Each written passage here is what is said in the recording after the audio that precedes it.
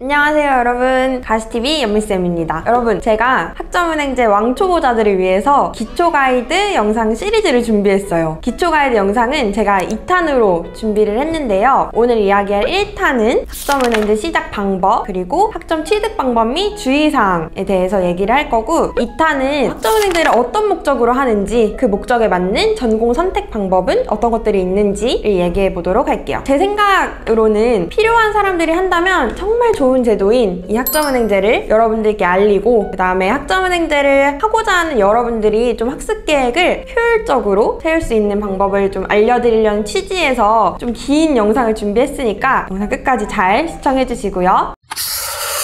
일단 학점은행제가 뭔지 간단히 설명드리자면, 일반 대학교처럼 일정 학점을 채우면 교육부에서 학위를 주는 학위취득 제도입니다. 이 학점은행제를 네이버에 검색해보면 가장 먼저 뜨는 게 바로 국가평생교육진흥원 학점은행 사이트인데요. 이 국가평생교육진흥원은 수업을 들으시는 곳은 아니에요. 그냥 나중에 학위증을 수여하는 행정 절차를 진행하는 곳이에요. 그래서 학점은행제를 총괄하기 때문에 나중에 학위를 받기 위한 학습자 등록, 그리고 학점 인정 신청, 학위 신청, 이런 절차를 하는 곳이고, 그 다음에 학점은행제 운영 규정이나 교육기관, 전공 및 과목들을 확인하실 수 있는 곳이기도 합니다. 그렇다면 학점은행제 수업은 어디서 듣는 걸까요? 이 수업을 듣는 곳은 저희가 평생교육원이라고 해요. 그래서 이 평생교육원이 온라인 그리고 오프라인 평생교육원으로 나누어지는데요. 온라인하고 오프라인 교육원의 가장 큰 차이는 아무래도 온라인 평생교육원의 경우에는 모든 이 과정이 온라인으로 진행되기 때문에 비용이 저렴하고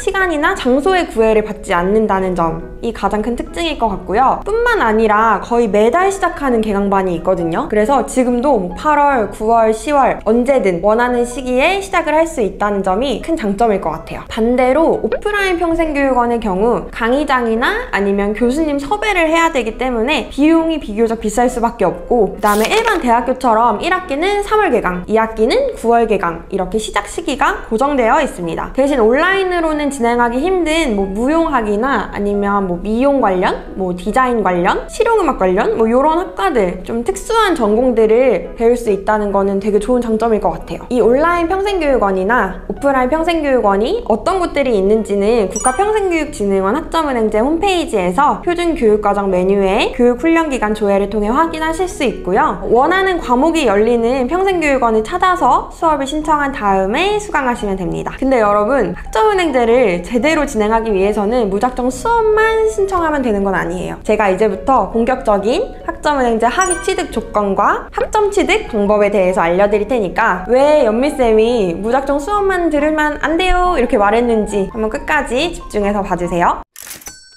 네, 먼저 학점은행제 학위. 학점은행제로는 2년제 전졸학력을 갖추는 학위인 전문학사, 그리고 4년제 대졸학력을 갖추는 학위인 학사학위를 취득할 수가 있는데요. 이 학점은행제라는 이름에서도 알 수 있듯이 학년제가 아니라 학점제예요. 그래서 학점만 채워지면은 일반 대학교처럼 4년을 꼬박 다 다니지 않아도 4년제 학위를 취득할 수 있는 거예요. 그래서 우리가 보통은 2년제 전문학사를 최단 1년, 그리고 4년제 학사학위는 최단 한 2년 정도 만에 따시는 분들이 가장 많고요. 개인적으로 저는 이런 학위 취득에 있어서 시간을 단축할 수 있다는 거는 엄청난 메리트라고 생각해요. 근데 간혹가다 이런 부분 때문에 학생분들이 이렇게 기간을 단축해서 따는 거면 정말 학력이 일반 대학교랑 동등하게 갖춰지는 게 맞나요? 이렇게 물어보시는 분들이 많은데, 동등한 학력?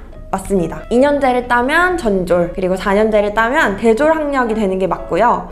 대신에 일반 대학교는 총장 명의의 졸업장을 받는다면 학점은행제는 교육부 장관 명의의 학위증을 받는 거예요. 그리고 또 다른 차이는 학점은행제는 대학교랑 다르게 입시가 없어요. 고등학교 졸업 학력만 있으면 나이 상관없이 누구나 할 수 있습니다. 근데 아무래도 이렇게 입시가 없다 보니까 일반 대학교처럼 이렇게 학벌을 따질 수는 없겠죠? 이 부분을 조금 참고를 해주셔야 될 것 같고, 자, 그러면 좀 더 자세한 학위 취득 조건을 한번 살펴볼게요. 여러분들이 학위를 취득하려면 일정 학점을 갖춰야 되는데요. 2년제 전문학사의 경우에는 전공 45학점, 일반 20학점, 교양 15학점 이렇게 총 80학점을 채우면 되고요. 4년제 학사학위의 경우에는 전공 60학점, 일반 50학점, 교양 30학점 총 140학점을 채우면 학위를 받으실 수 있어요. 근데 여기서 일반 학점은 필수 학점은 아니에요. 선택 학점이기 때문에 만약에 내가 전공이나 교양을 더 많이 들어가지고 총학점을 다 채웠다 그런다면 일반 학점은 0이어도 사실 상관없어요. 네, 그렇다면 우리가 학위 취득 조건을 채울 때 주의사항은 어떤 게 있을까요? 이 전공 학점 채울 때 전공 필수를 무조건 포함해야 돼요. 네, 전공 필수라는 그 말 그대로 이 국가평생교육진흥원 학점은행 홈페이지를 살펴보면 전공별로 전공 필수 학점을 확인할 수 있거든요. 이때 이 필수 과목들이 다 충족된 채로 학점을 채워야지만 학위가 나올 수 있어요. 두 번째 주의사항은 한 교육원 최대 이수 가능 학점이 정해져 있다는 점이에요. 내가 이 한 학위를 한 곳에서 다 듣고 싶다. 안 되세요. 4년제 학사학위의 경우에는 한 교육원에서 최대 105학점까지만, 그리고 2년제 전문학사의 경우에는 한 교육원에서 최대 60학점까지만 이수가 가능합니다. 자, 요런 주의사항들 기억하면서 그렇다면 이 학점들 도대체 어떻게 채우는 걸까요? 오늘 영상의 가장 핵심 부분일 것 같은데요. 여기서 일반 대학교랑 가장 큰 차이를 발견할 수 있어요, 여러분. 학점은행제는 수업 말고도 자격증이나 독학사 그리고 전적대학점을 활용해서도 학점을 채우실 수 있어요. 그럼 하나씩 설명을 드려볼게요. 우선 첫 번째, 학점은행제 강의. 제가 아까 말씀드렸던 부분 한번 복습해 볼까요? 학점은행제 강의 듣는 곳은 어디라고 했죠? 피디님?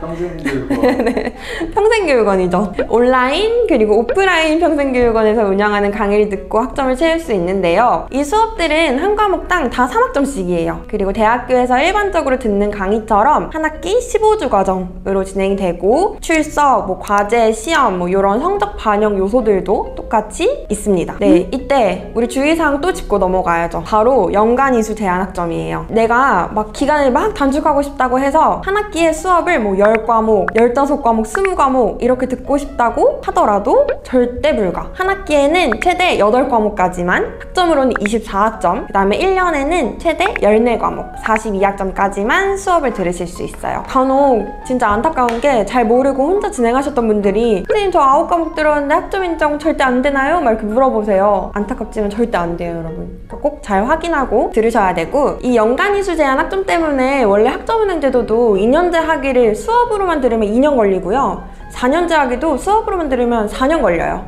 근데 제가 아까 학점은행제 가장 메리트가 뭐라 그랬죠? 기간을 단축할 수 있다는 거라고 했죠? 이제 말씀드릴 방법들이 바로 학위 취득 기간을 단축할 수 있는 방법들이에요. 네, 그 첫 번째는 자격증. 기간 단축을 위해서라면 자격증만 한 게 없어요, 여러분. 학점은행제는 국가평생교육진흥원에서 매년 자격 학점 인정 기준이라는 걸 고시하거든요. 일정 국가 자격증이 있다면 난이도에 비례한 학점으로 학점 인정을 해준다는 뜻이에요. 그래서 예를 들어서 많은 분들이 알고 계신 컴퓨터 활용 능력을 예로 들어볼까요? 커말 2급 자격증은 6학점, 그리고 커말 1급 자격증은 14학점. 이렇게 난이도에 따라서 학점 인정이 조금씩 달라져요. 이 자격증들은 원래 가지고 있던 자격증도 괜찮고 아니면 이제 취득할 자격증도 다 학점으로 인정받으실 수 있어요. 대신에 내가 자격증을 아무리 많이 갖고 있어도 학사학위 과정을 진행한다면 최대 3개까지, 전문학사 과정이라면 최대 2개까지만 학점 인정이 가능하시다는 거는 꼭 기억해 주시고요. 그러면 이번엔 자격증 취득에 있어서 주의사항은 어떤 게 있을까요? 요거 진짜 꼭 기억하셔야 되는데 바로 취득 연월일에 따라서 학점 인정이 달라지는 자격증들이 있어요. 한 예로는 산업기사를 들어볼까요? 산업기사 자격증을 2009년도 이전에 땄으면 24학점이나 인정이 되지만 2009년도부터는 16학점만 인정이 되세요. 그래서 꼭 자격증 취득 연월일을 확인해서 학습 설계하시는 걸 추천드리고요. 두 번째 주의사항은 직무번호예요. 자격증 직무번호. 학점 인정 자격증을 보면 대분류, 중분류, 직무번호 이렇게 나와 있거든요. 근데 이게 다 동일한 자격증들이라면 여러 개를 따도 한 개만 인정돼요. 그래서 아까 말씀드렸던 커말을 예를 들어보자면 커말 2급이랑 커말 1급의 직무번호가 같거든요. 동일 직무에 속하는 자격증이기 때문에 내가 두 개를 다 가지고 있어도 학점 인정이 더 많이 되는 커말 1급만 학점 인정이 가능합니다. 여기까지 자격증 다 이해되셨을까요? 네. 다음은 독학사. 제가 지금 말씀드렸던 자격증은 좀 한 번에 큰 학점을 인정받을 수 있는 방법이라면 조금 더 자잘자잘한 학점을 인정받을 수 있는 방법이 바로 독학사인데요. 내가 자격증이랑 수업만으로 플랜을 짰는데 한 5학점 학점 정도가 부족하다. 그래서 한 학기가 늘어날 수밖에 없다 하면 너무 아깝잖아요. 전 이럴 때 독학사를 꼭 추천드려요. 독학사라는 게 1, 2, 3, 4단계의 시험을 보고 다 합격하면 1년 안에 4년제 학위를 취득하는 학위 취득 시험 제도예요. 근데 단계별로 막 8과목씩 시험을 보고 합격해야 되다 보니까 좀 어렵거든요. 이런 경우에는 학점은행제랑 병행을 하시는 걸 추천드려요. 그렇게 되면 단계별로 내가 한두 과목만 합격해도 학점은행제에서 학점으로 인정을 해줘요. 예를 들어서 매년 2월 말에서 3월 초에 진행되는 독학사 1단계의 경우에는 최대 5과목까지 응시가 가능한데, 이때 이 5과목 중에 한 과목만 합격을 해도 학점은행제 교양학점으로 4학점 인정이 가능합니다. 이런 식으로 독학사 1과정은 4학점씩 최대 5과목까지 총 20학점 인정이 가능하고요. 독학사 2과정부터는 5학점씩 최대 6과목까지 전공 또는 일반 학점으로 인정이 가능하세요. 이때 독학사 주의사항도 한 가지 말씀드리자면, 우리가 독학사에서 시험 보는 과목명이랑 내가 지금 수업으로 듣고 있는 과목명이랑 겹치면 안 돼요. 겹치면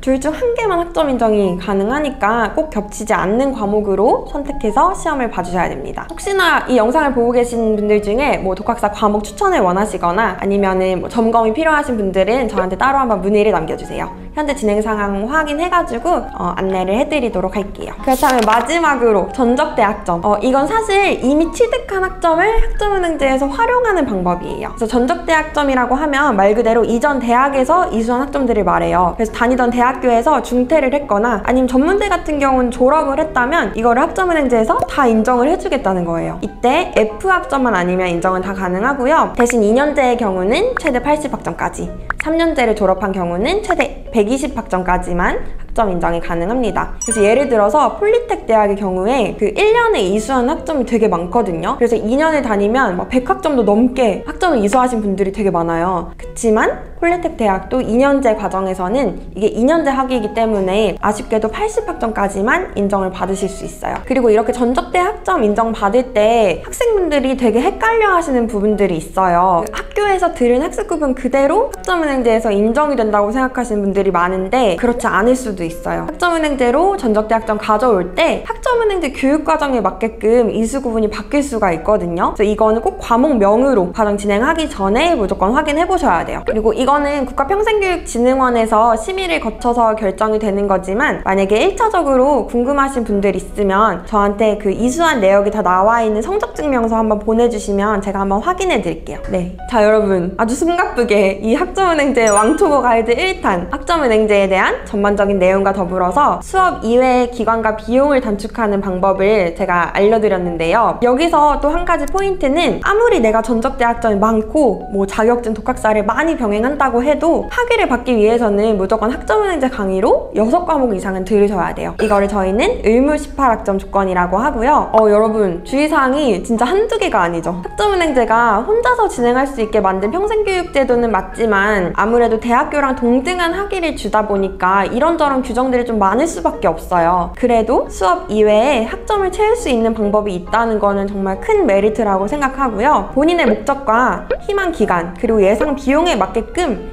자격증, 독학사, 수업 이렇게 조합해가지고 계획을 짤 수 있으니까 참 좋은 제도인 것 같죠? 영상 끝내기 전에 제가 한 가지 플랜 설계 팁을 드리자면은 우선 본인이 희망하는 기간을 설정하시고 그 기간 내에 학점은행제 수업을 한번 풀로 채워 넣어보세요. 그리고 나머지 부족한 학점만 자격증이랑 독학사로 좀 조합을 해보신다면은 플랜 짜기가 좀 쉬울 것 같고요. 오늘 내용들을 토대로 이렇게 플랜을 짜보시다가 잘 모르시는 부분이 있다면 언제든 아래 상담 링크로 문의를 남겨주세요. 댓글을 남겨주셔도 좋고요. 다음 영상 왕초보 가이드 2탄은 전공 선택 방법에 대해서 알아보도록 할게요. 그럼 다음 영상에서 만나요. 안녕!